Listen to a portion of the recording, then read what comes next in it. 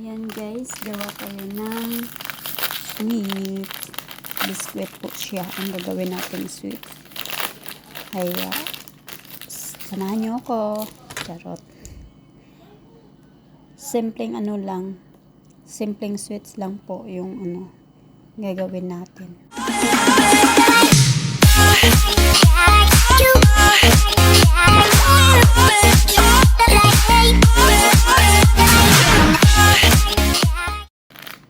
Ayan na nga po, tayo ay gagawa ng sweets dahil ano po siya, pangbenta.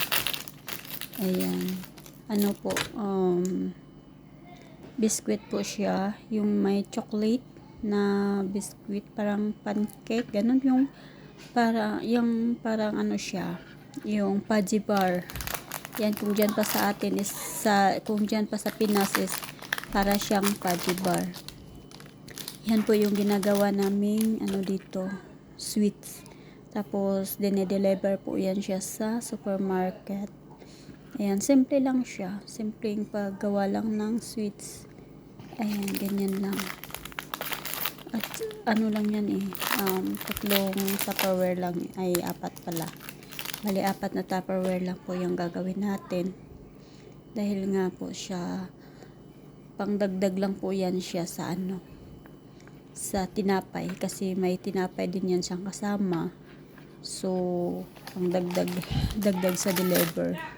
Ayan, yan po ang negosyo ng aking among among babae.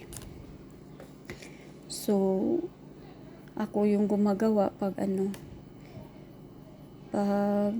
yun nga, hindi nila gagawin,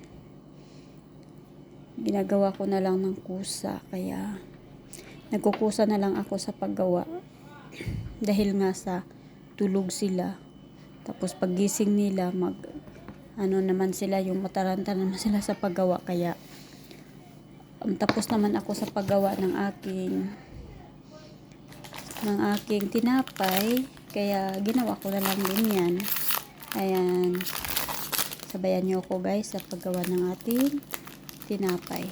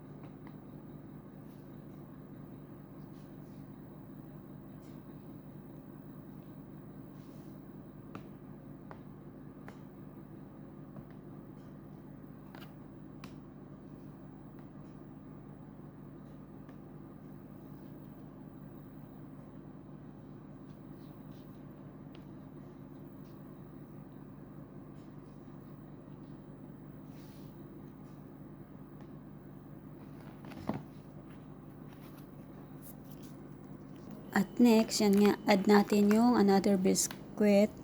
Yan po ay sausaw natin sa gatas. Tapos, ilagay na naman natin siya sa ibabaw. Ayan.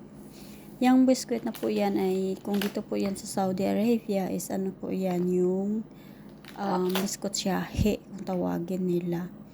Yung pangpare sa tea na biscuit.